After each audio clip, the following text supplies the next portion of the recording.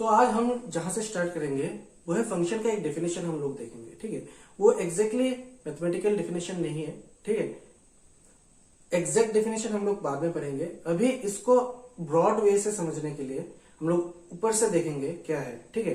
अंदर धीरे धीरे जाएंगे।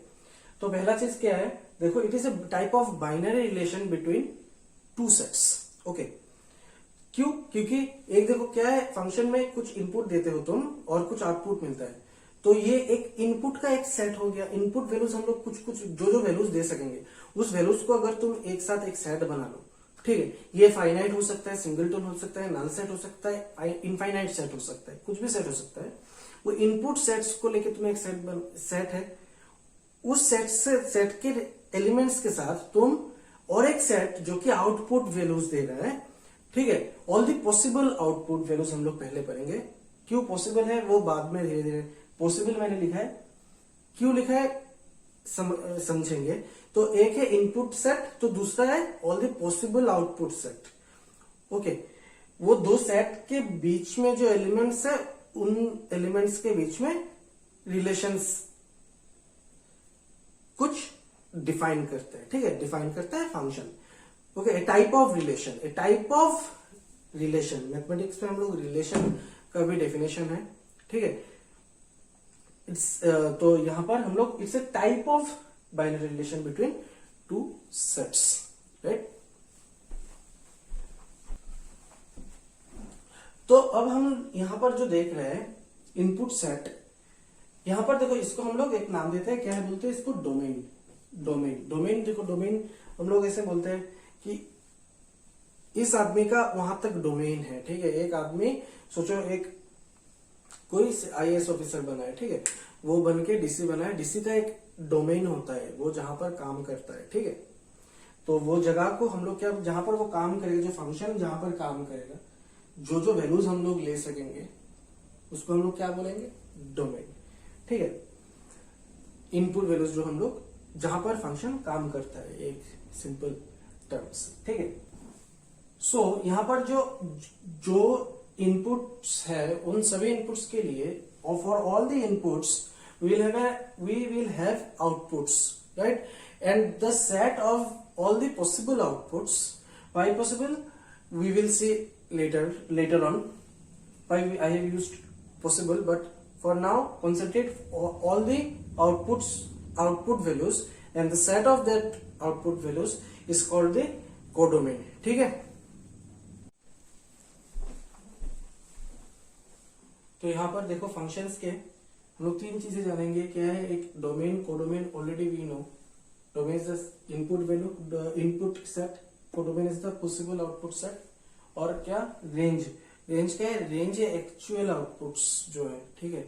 अभी रेंज, हम लोग रेंज से क्या क्या जानेंगे। देखो, रेंज से हम लोगों को ग्राफ ऑफ द फंक्शन पता चलता है, ठीक है। रेंज से हम लोगों को क्या पता चलता है, ग्राफ ऑफ द फंक्शन पता चलता है। और कोडोमेन से mathematical behaviour of the function, मैं ये लिख नहीं रहा हूं, ठीक है। कोडोमेन से क्या पता चलता है, मतलब ये कहां तक ये पूरा पॉसिबल क्या क्या आउटपुट दे सकता है, ठीक है। वो यही है कोडोमेन। तो ऑब्वियसली क्या लग रहा है कि एक ये पॉसिबल आउटपुट्स है और ये एक्चुअल आउटपुट्स है। तो एक्चुअल आउटपुट्स तो ऑब्वियसली पॉसिबल आउटपुट्स के अंदर होगा, ठीक है। अगर ये वाला बड़ा वाला जो है, ये बड़ा वाला जो सेट है, अगर ये बड़ा वाला सेट क्या है, इसको हम लोग कोडोमेन बोलते हैं। बड़ा वाला सेट अगर कोडोमेन है, तो जो रेंज होगा, रेंज सेट होगा, ये एक्चुअल आउटपुट है। तो ऑब्वियसली पॉसिबल आउटपुट्स के अंदर ही कुछ कुछ वैल्यूज होगा जो एक्चुअली आउटपुट होगा। एक्चुअल आउटपुट कभी पॉसिबल आउटपुट्स के बाहर नहीं जा सकेगा, ठीक है। ये एक्चुअल आउटपुट्स है, range. It cannot go outside the all the possible outputs, never, it is not possible. So range is always a subset. It is in set theory we say that this range is a subset of the codomain, right?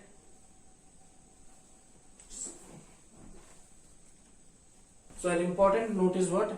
The range is a subset of the codomain, okay? So mathematically range subset. This is a symbol of subset of codomain. Why? Because actual output will always be among the possible outputs. Okay, they can be equal. See, they can be equal. That is, range can be equal to codomain. Okay, what does range do? Range gives the graph of the function, and we will use we will see range is more important. Okay, for our discussion we will be focusing on range in the major part. We will see the domain also, codomain also, but in class 11 mainly we will see that range, finding out the range of a function. Okay, nobody will ask you to find the codomain of a function. In class 11 you will be asked to find the domain of a function. Okay, there are techniques to find the domain of a function, and there are techniques to find the range of a function. Okay, it gives the graph of a function. Important note. Okay, so this is domain, codomain and range. Okay, I hope these three terms are crystal clear now. फिर हम लोग एक चीज देखेंगे, उसको क्या बोलते हैं, मैपिंग. मैपिंग क्या है? फंक्शन है. फंक्शन को रिप्रेजेंट करने का एक तरीका है मैपिंग. मैपिंग अगर कोई बोलता है तो इसका मतलब क्या है? फंक्शन बोल रहे हैं. ठीक है, हम लोग मैपिंग कैसे देखा था? एक फंक्शन, ये वाला सेट जो है, ये सेट ऑफ इनपुट्स, इसको क्या डोमेन बोलते हैं? Set of inputs. ठीक है, सोचो कि डोमेन पे यहाँ पर 1 2 3 है. ठीक है, so this elements must have some image, must have some output values. These are the input values. This values, one may have a output A. 2 and 3 both can have output, the same output B. Okay, the important thing is, यहाँ पर कोई भी domain में कोई भी element ऐसा नहीं होना चाहिए जिसका कोई आउटपुट वैल्यू ना हो. जैसे कि यहाँ पर एक 4 है जिसका कोई आउटपुट वैल्यू नहीं है. ठीक है, तो ये वाला क्या हो जाएगा? ये वाला मैपिंग या फंक्शन नहीं होगा. ठीक है, it is not a function, it will not be a function. The mapping will not be a function. ठीक है, फंक्शन होने के लिए यहाँ पर जो भी एलिमेंट्स है सभी का ऐसे एरो, मतलब कोई आउटपुट होना पड़ेगा. ठीक है, दूसरा चीज क्या है? एक इनपुट वैल्यू से ऐसे 2 आउटपुट नहीं आएगा. एक इनपुट से 2 इनपुट ऐसे नहीं आएगा. It is not a function. ठीक है, एक इनपुट से एक ही आउटपुट आएगा. एक इनपुट से, समझना क्या बात है, एक इनपुट से एक ही आउटपुट आएगा. इससे 2 आउटपुट नहीं आ सकता, लेकिन 2 इनपुट से सेम आउटपुट आ सकता है. ठीक है, 2 इनपुट से सेम आउटपुट आ सकता है.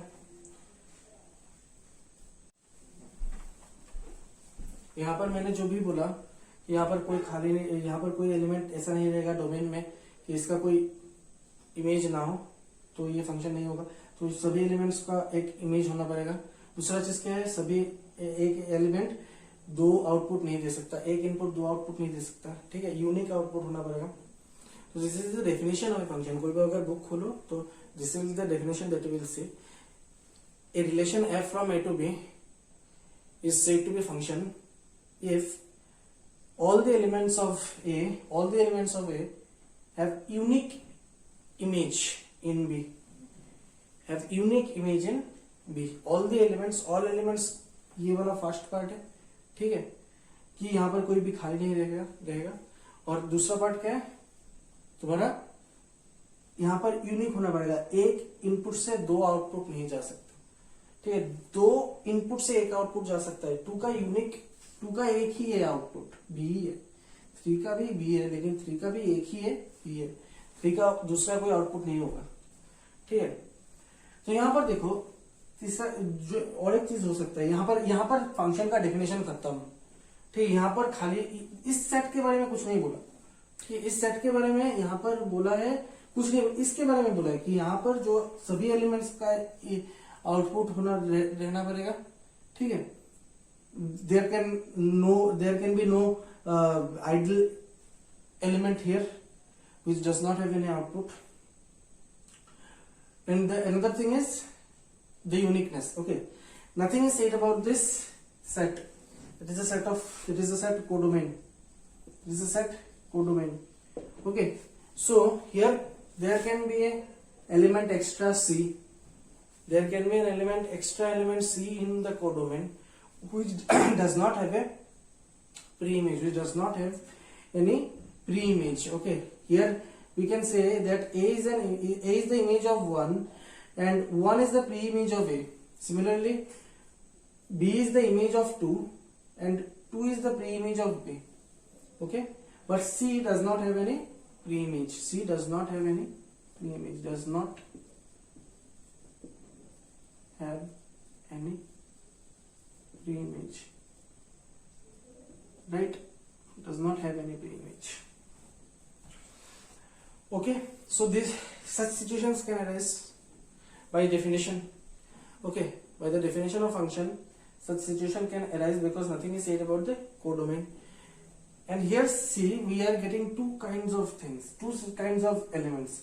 One is this type of element, that is, if you take the set, this set A and B, these are the sets which are output of some inputs, and C is not an output of any input. C is just there. It is not an actual output. It is a possible output. So here codomain is the codomain set. Codomain is what? A, B, C, and here the set range set is, this is the actual output, that is A comma B, and you can see that range is a subset of codomain, and I can see that range is a subset of codomain. Okay, but clearly since A, B is a subset of A, B, C. Okay, here this is the codomain and this is the range.